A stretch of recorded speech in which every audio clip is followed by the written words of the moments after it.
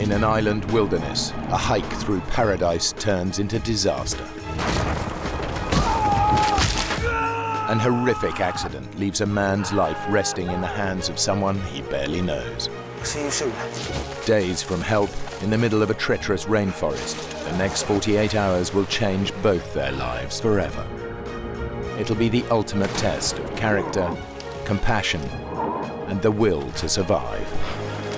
I'd always said that there's some kind of glamour, if you like, in dying in a place that you love. And now I'm staring down the barrel of that, and it doesn't look that pretty.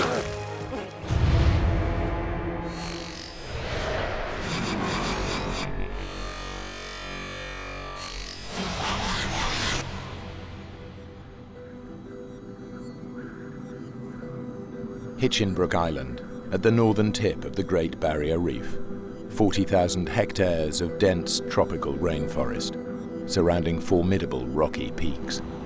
A protected wilderness, there are no roads and no inhabitants.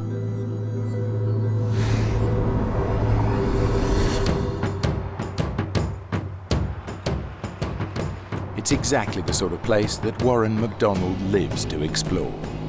A seasoned hiker who spent time as an environmental activist protecting endangered habitats, he's trekked some of the world's most extreme landscapes. I've been hearing a lot over the years about Hinchinbrook Island and figured being so close, I should go and check it out. But it had always been on my map.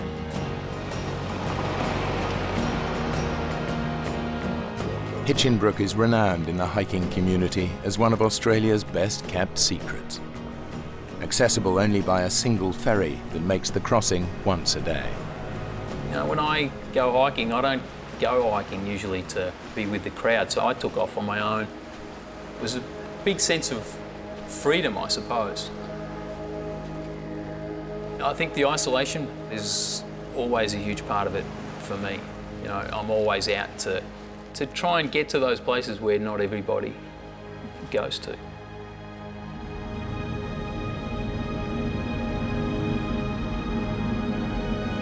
There are rarely more than a handful of hikers on Hinchinbrook, scattered along the island's only established trail.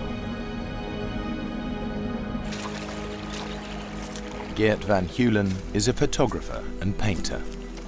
He's travelled from his native Holland to walk the trails and paint the landscape of Hinchinbrook.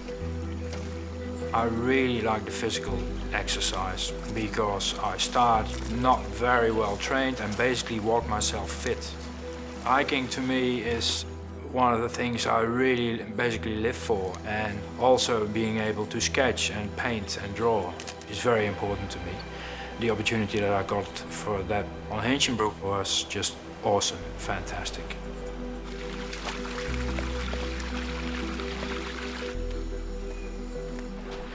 Eventually got towards the end of the day and got to Little Zoe Bay, and first thing I noticed is there's a guy sitting down on the beach wearing a bandana basically, sketching the scene out on the ocean, and I remember thinking, wow, that guy looks pretty chilled out. Hey, how you going? Hey. I'm Geert van Keulen from Holland. Warren McDonald. Yeah, good to meet you. Good to see you. Straight away there was a connection. It's a beautiful place. I have some friends, got some friends in Townsville. They was talking about the Hinchinbrook, you know? What do you got there? It's the trail notes. Some trail notes for Mount Bowen. I was thinking to climb it, Take a look. Yeah, take a look.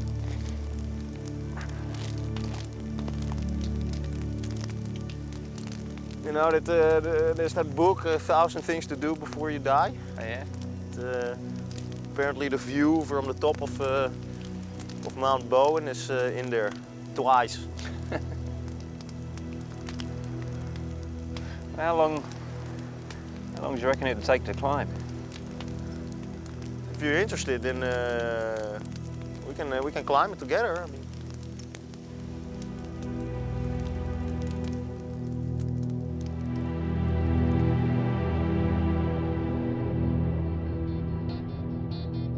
So we made a plan to get an early start in the morning. We started walking out of the campsite and, well, not much was said between the two of us. I straight away noticed that this is a guy who doesn't really dwell on about stuff. Let's get on with the job. That was the type of guy that Warren was. We figured it'd probably take 8 hours to get to a high camp, and from there the next day we'd be able to make the summit and probably come all the way back down to the beach in that day.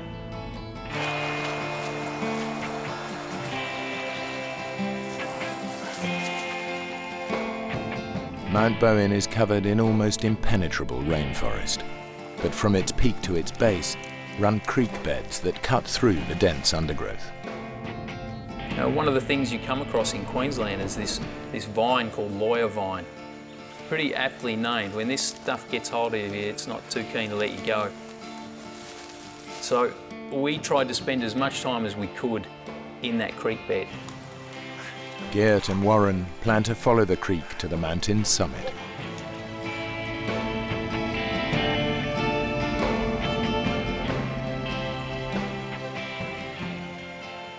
We got to the point where we were basically hopping from boulder to boulder. And every time I saw Warren, without any effort, basically sort of tiptoeing almost over the rocks in front of me, that I had a real battle of getting on with. I don't know where I got it from, but I've got a pack on for the first time in 6 months and I'm bouncing like a gazelle from rock to rock. I remember thinking, what have I started here, you know? I mean, this is not a joke, this is serious walking. Jeez, you all right, Git? You all right? Yeah, no, fine. Take the camera. Got it. Your legs all right? Yeah. Stupid.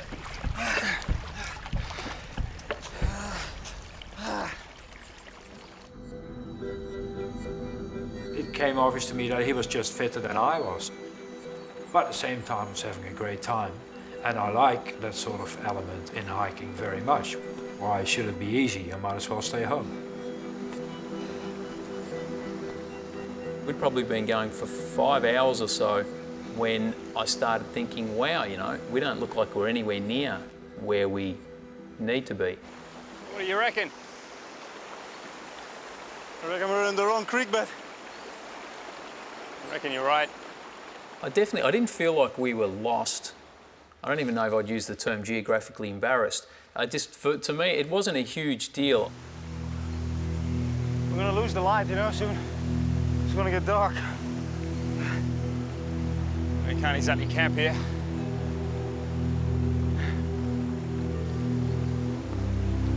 Come on, Git. Come on, Git. We kept on going up and up, going from one boulder to the other. And as it goes in the tropics, the dark sets in really quickly. And before you know it, you need a torch just to find your bearings. We realized we couldn't go any further. I was just glad to have stopped, and I think Warren was as well. And that's why we made our camp, and we had tea. So I need to take a leak, and the last thing that I want to do is do it in the creek. You remember, we're out there hiking. This is our drinking water. So the rule is you want to get at least 50 metres away from the creek.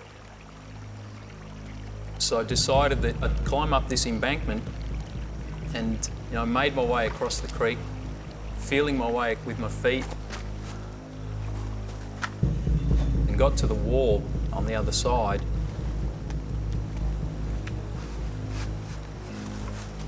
And got my foot up onto the rock.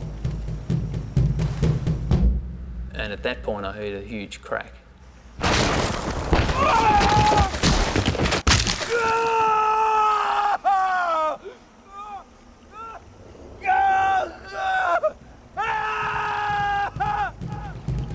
I didn't have a clue what had happened. Not a clue. Warren, you all right? Warren? Warren?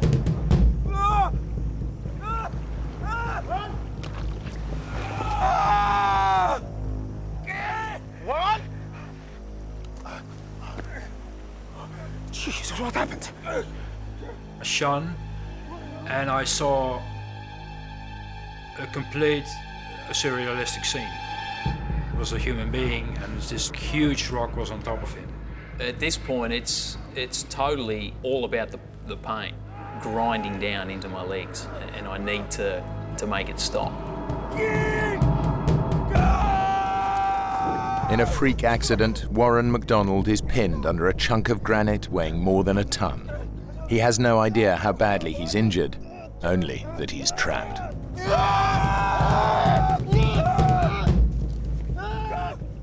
So we just keep pushing at this thing for a couple of minutes.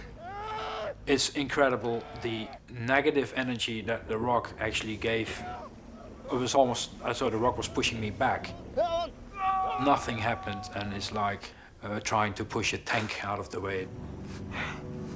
I'm in a world of pain, but there's not a hell of a lot I can do about it.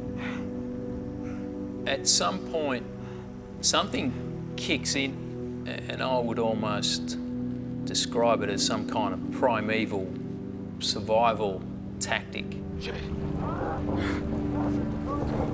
And at this point, I start directing Geert. Oh my God, Geert, calm. Just stay calm. All we need to do, we need to build a lever. We've got to find a branch. Something we need to get a big branch. A little branch. I will be as quick as I can. Go quickly, Geert.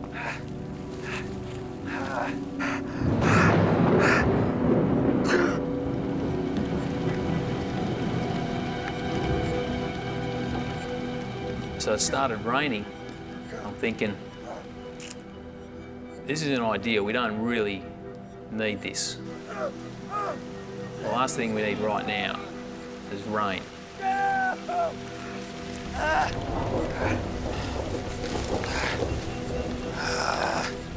I can hear him downstream wrestling with trees and branches of trees, trying to break off something decent that we can use as a lever, and I can almost picture in my mind what he's doing. And obviously, I want him to come back as quick as he can. You know, I'm almost trying to will him to hurry up. You'll be okay, man. I think I got it. I'm coming, Warren. I'm coming, man.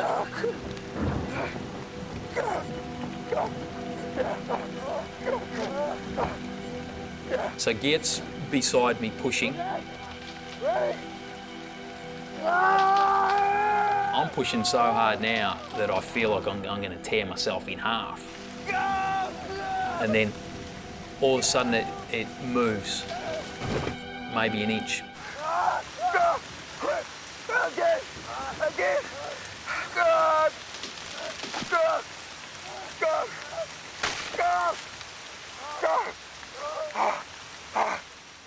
Do you know, all it really did is we helped it settle further onto me.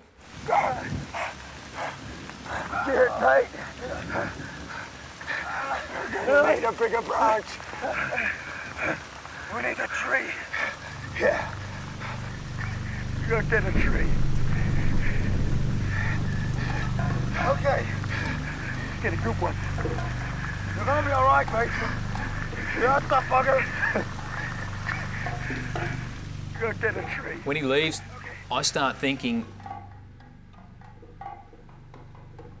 about how I'm going to get down.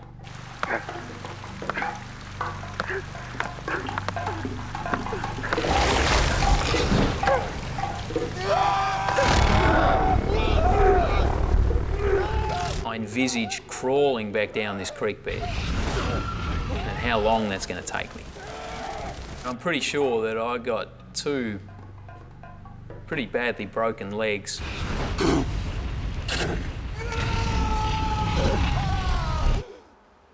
No, I'm not looking forward to it. I'd been given a Swiss Army knife by someone. And with the Swiss Army knife, I decided to start cutting the wood and sawing, as it were. And in the process of doing that, the handles of the Swiss Army knives, I pushed them off and did not realize that the metal bits that kept the handles together had gone into my skin and tore the whole inside of my hand open. I didn't even feel it. You know, you don't feel pain, but The rain's getting harder and harder. You know, it's getting louder and louder, and this realisation hits me that I'm sitting in a creek bed and the water is starting to rise. It's not going to take too long at this rate for it to go over my head.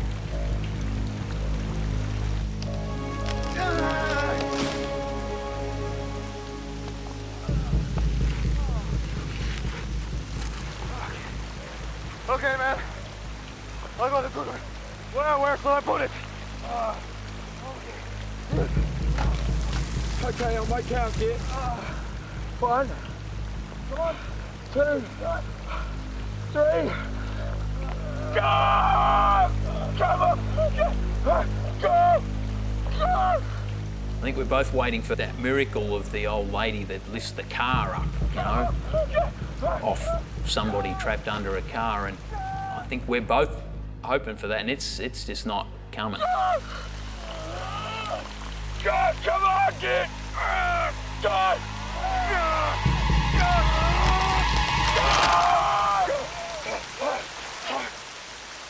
Okay.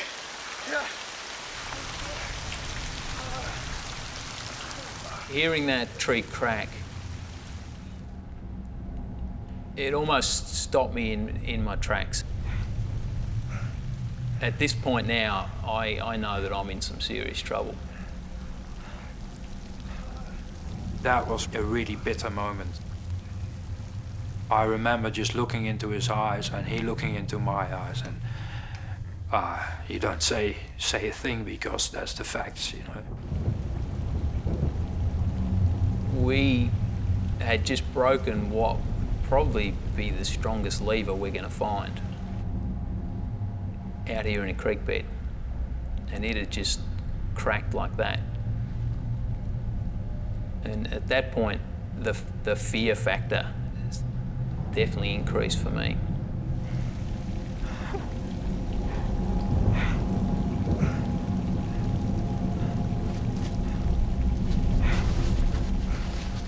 I had this incredible image which will never leave me. I looked in the rain and I saw his silhouette. I saw the silhouette. And the silhouette got exaggerated by the hood of the Gore-Tex jacket that he was wearing. And I could see that his head was to one side. I think that I heard him moan, and I think that I heard him cry. That's the only time that I think that I heard any complaint.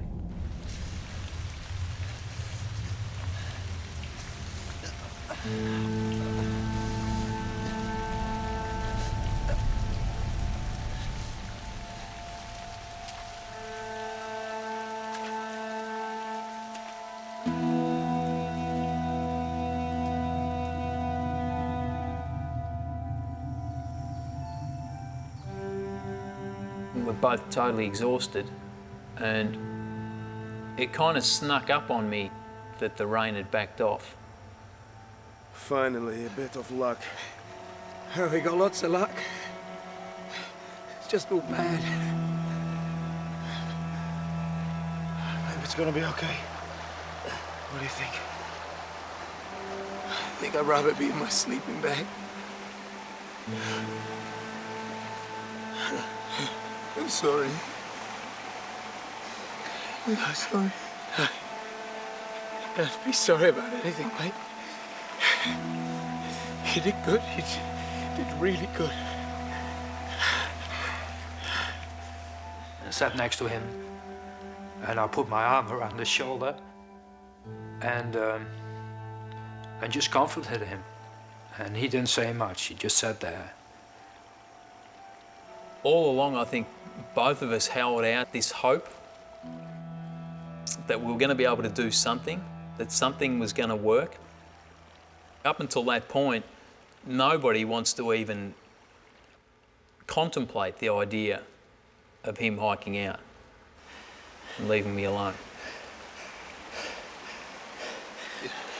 You've got a long journey in front of you, mate. You're gonna have to go fast. Sort out a rescue? Yeah.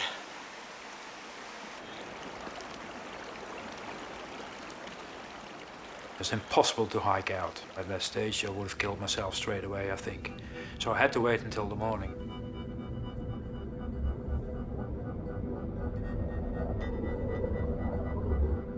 It's been more than 10 hours since the boulder fell on Warren. The torrential rain has flooded every creek. Geert's only choice, if he's to get help, is to find a route through the treacherous rainforest they put so much effort into avoiding on the way up. I had spent my whole life being self-sufficient.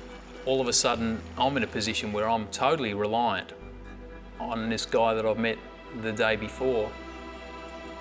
As I was looking around, I got a little bit scared because it looked really mean and spooky, and it was a very macabre setting. He looked pretty bad at this stage. He looked incredibly white, pale.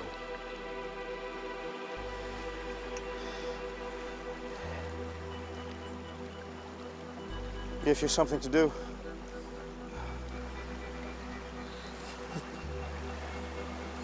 I borrowed your socks. Mine got washed away in the night. You go easy, mate. It's gonna be another night, you know, before I make it back to the ferry. I can do that. Another night I can do. I'm not consciously aware of it, but I might even have ignored eye contact for a few seconds there. He'd never looked around. It seemed like he was just looking in front of him all the time. Maybe he was already preparing himself for what was going to happen next. That he was going to be on his own.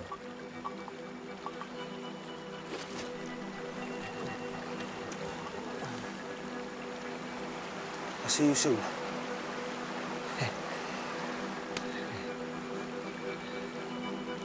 I had pretty mixed emotions watching Geert walk away. I feel more anxious than anything else. He's my only hope. Geert! I'm okay! I'm okay! I'm good! I'm okay! I realized this must freak Warren out from here to nowhere. And he thought, that's some guy who's going to get me out of here. Okay, if it gets slippery, just crawl. Just get down there, mate. Okay? Okay? Okay?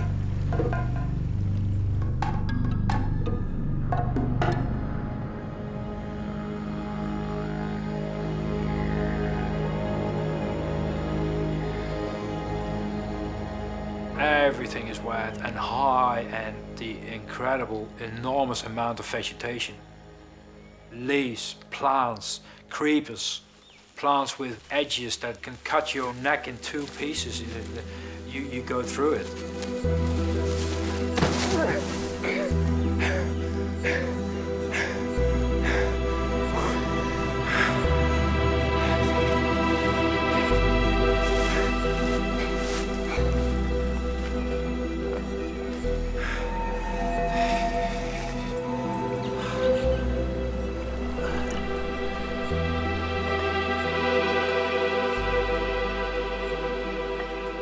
I'd always said that that there's some kind of glamour, if you like, in dying out in the bush, in a place that you love. And now I'm staring down the barrel of that, and it doesn't look that pretty.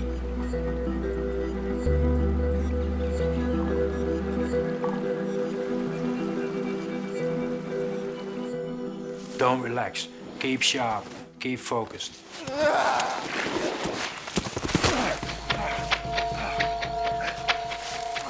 Sometimes I'd hurried it a bit too much.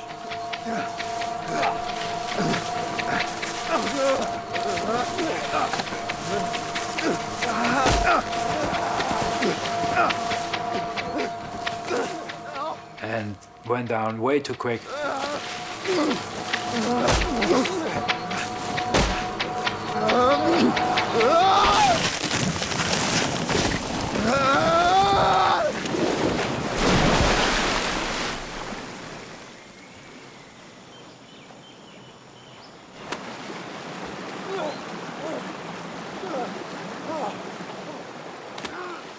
And I'm really angry with myself. I'm thinking, stupid bastard, you know, calm down, take it easy. Warren is not serviced by someone who goes down like an idiot and kills himself. Just get down in one piece. That's important.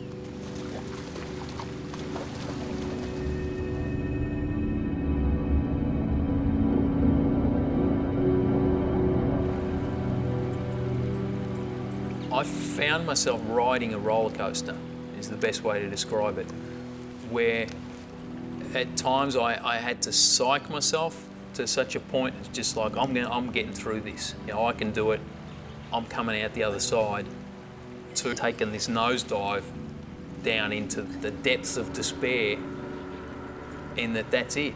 This is it. They're going to find you dead out here in a couple of days, and I found that I rode that.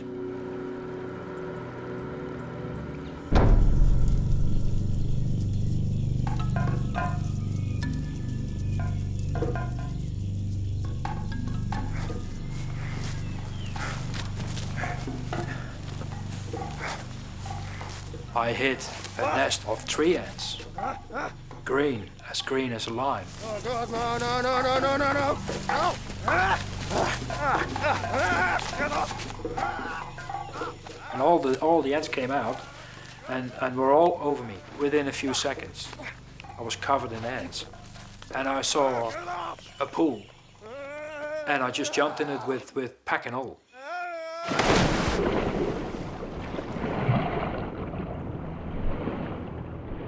Green ants are just one of the hundreds of biting insects and stinging plants found in the Australian rainforest. It is in fact home to 6 of the world's most deadly animals, including spiders, crocodiles, scorpions, and venomous snakes. Some of the best times in my life had been spent in the wilderness, and I'd spent time as an environmentalist protecting wild places, and the irony was that that same kind of place was now going to be the end of me. I found myself wanting to pick up the notebook that Gerd had left and to start writing a few things down. And I didn't realise it at first, but then it dawned on me that in a sense I was writing my last words and wanting to record that for family and people that I love. And then I realised why Gerd had left it there with me.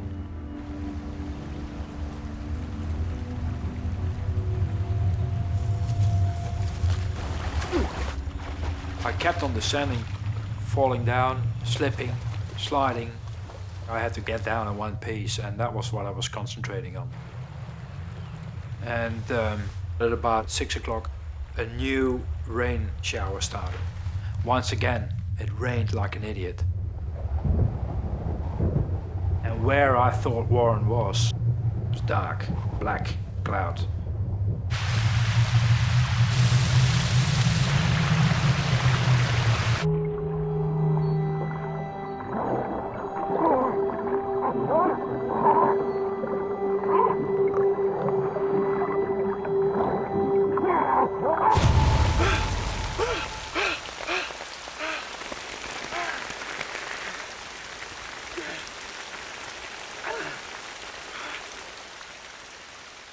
I'd been hallucinating. I felt nauseous, couldn't keep anything down, was probably hypothermic. And starting to feel sick like that was really a sign to me that I probably wouldn't last that much longer. Help! Yeah!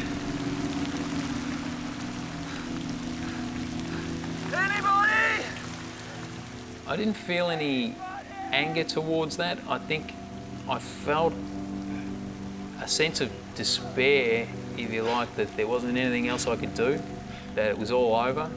I didn't really know what that meant, but I didn't like it.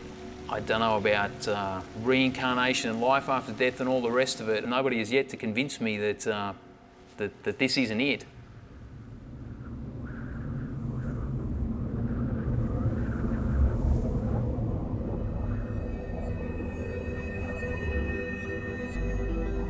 I hadn't slept well. I hardly had slept, and at about 3 or 4 in the morning I started walking. I was extremely tired, and I started to lose it. And I lost the willpower to lift my feet up properly. Just didn't want to walk anymore. I had enough. I couldn't care if there were a few moments there that I couldn't have cared if I just dropped there and fall asleep. What the hell are you doing up here anyway in the first place?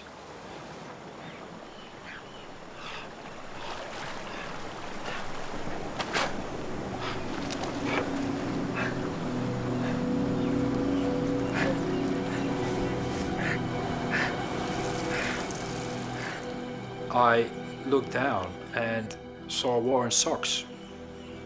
Purple Explorers, never forget it. I looked at them, and that reminded me of him being trapped up there. And it's kept me in focus.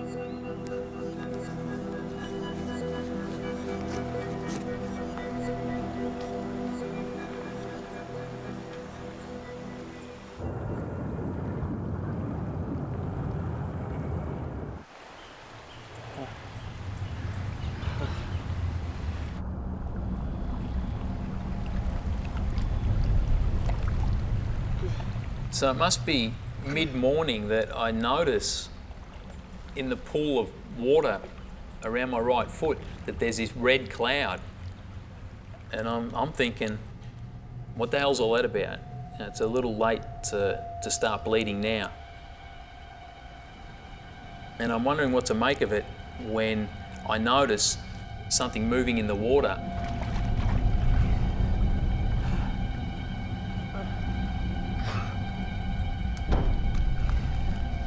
And realised with horror, it's a yabby, a freshwater crayfish. As if things hadn't been bizarre enough up to this point, this guy's nipping away at my foot. And I feel like now like I'm living in some kind of horror movie.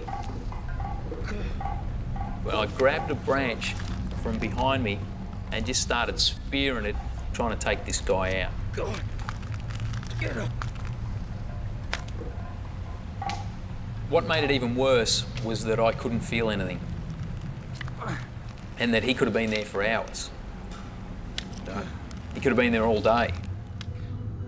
It's been 35 hours since the boulder fell on Warren. Many miles away, Geert has reached the base of Mount Bowen, but he's been forced off course. He's only a few hours left to traverse almost 10 miles of rainforest if he's to make the single daily ferry and get help.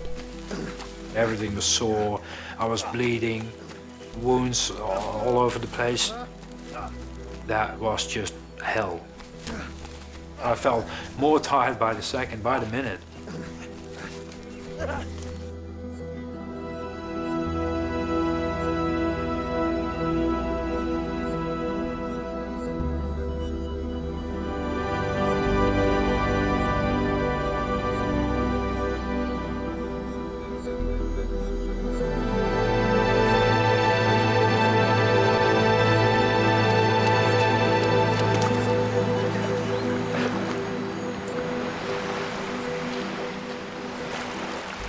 I started vomiting. I sat on my knees and vomited.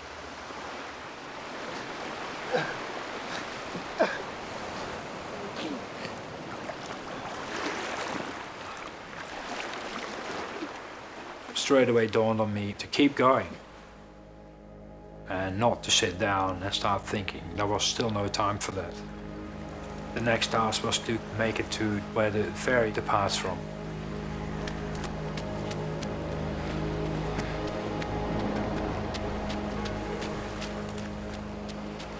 I saw the silhouettes of two people near the spot where you come onto the beach after you get dropped off by the ferry. And that gave me enough energy to actually make it. I had the feeling as though you see in Vietnam films when a veteran comes off the battlefield. All of a sudden it seemed so unreal to me what was happening that I thought, which authority is going to believe me? And how are they going to get a rescue party up here if I come along, because they won't believe me? It's only a short distance from the beach to the ferry, where Geert's efforts are rewarded. The ferry has not yet departed. The ferry captain, from the very second that he saw my eyes, he knew that some serious thing had happened. Yeah, copy that. Just stand by. Mate, the rescue services are on their way. Thank you. They want you to wait on the beach.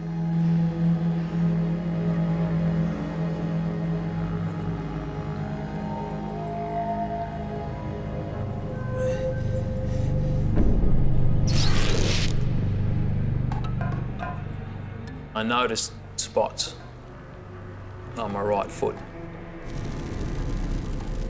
and knew that wasn't a good sign.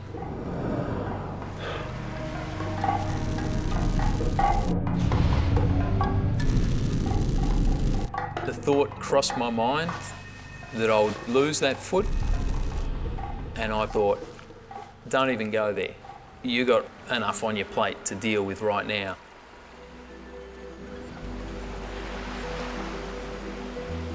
An hour passed. I looked to Mount Bowen and actually changed my position and went sit sideways so I could see it all the time. I just did not want to take my eyes off it anymore.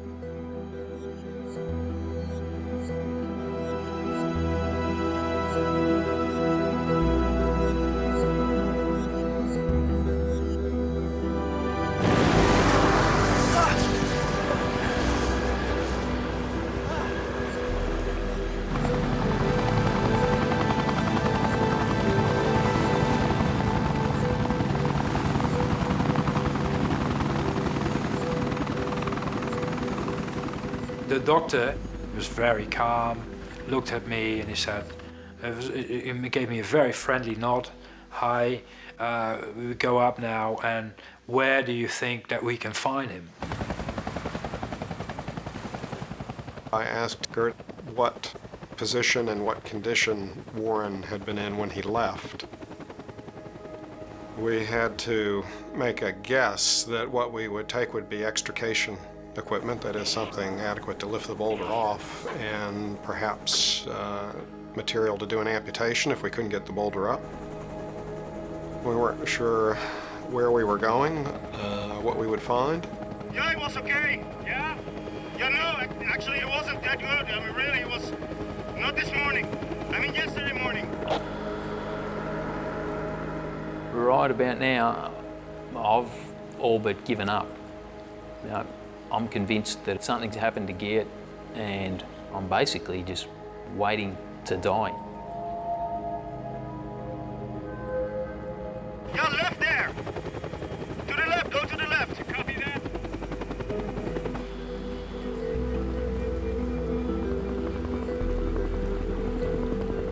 But the instant that I hear that helicopter, I snapped to attention. That's where we went back. This is close. Yeah.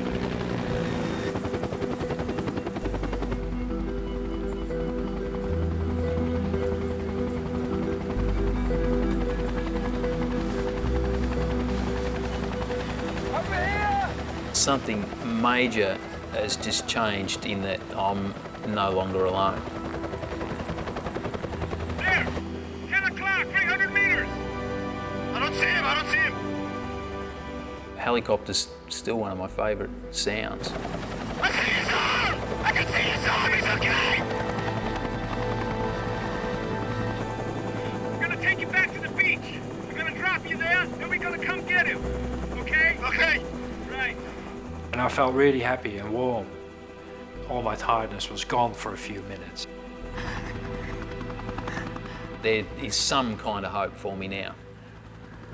But I just felt so tired and so drained. I knew that I was nowhere near out of the danger zone yet.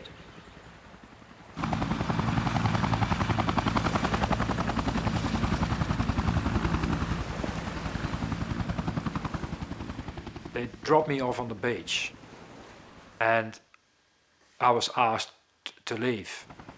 I had to go and had to wait for a second helicopter. I think we appreciated early on that because this is a very narrow ravine with trees hanging over it, there wasn't even a place to really bring the helicopter in, and we were going to have to go down on wires.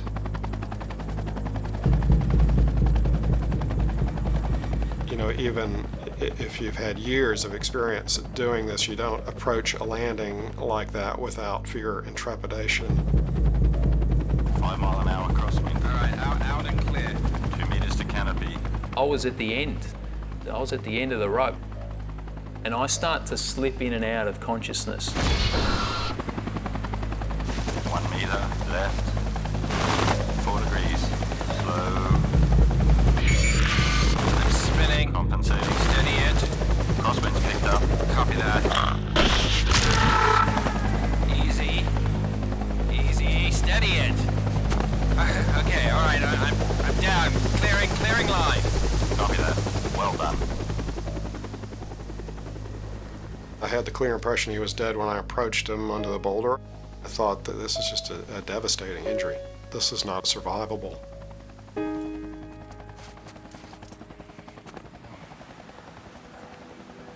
So I was surprised when he responded to me at all.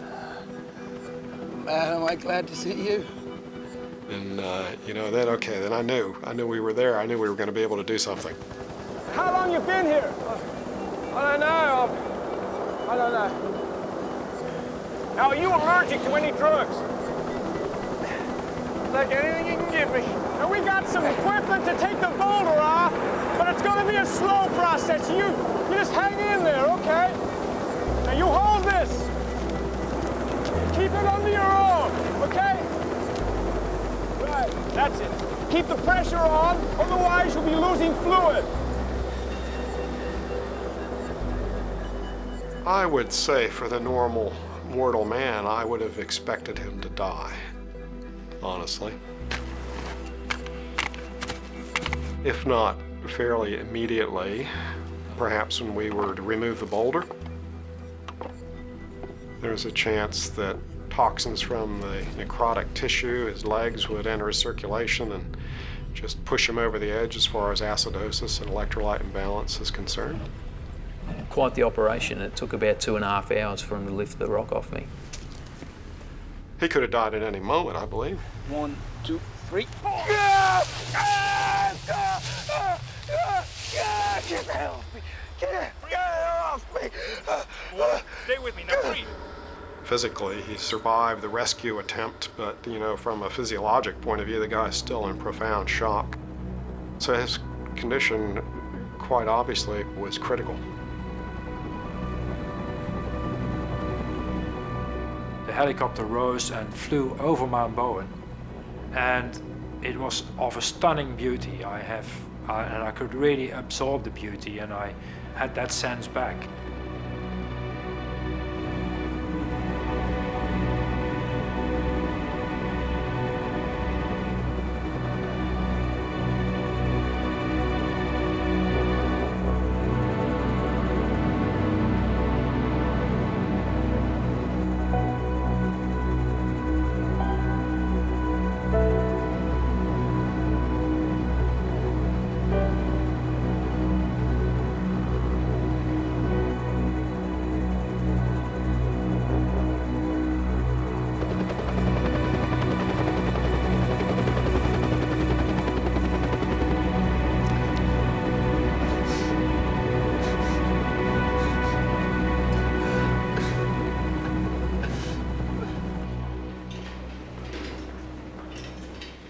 As they were wheeling me into the hospital, I knew that I was in incredibly bad shape and nowhere near out of the woods yet.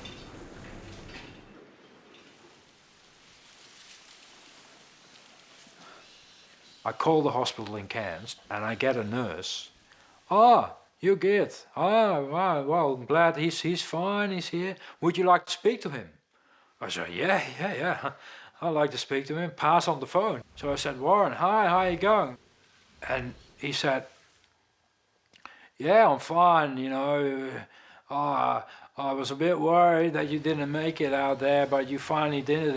Hey, thanks, mate, thanks." And then he said, "But I lost my legs, mate." And I didn't even have the guts anymore, I think, to ask what, you know, what? I said, "You lost your legs?" "Yeah, I lost my legs." And I honestly cannot remember anymore what I said after that, but what I do remember is whacking the camera back through the window and getting really, really, really angry.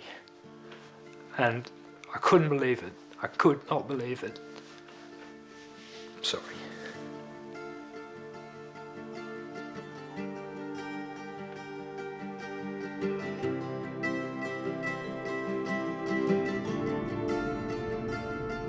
I think the single biggest thing that helped me survive was that I had sort of spent a lifetime taking myself outside of my comfort zone. And that definitely helped me get through. And it's helped me deal with life the way that I have to deal with it now.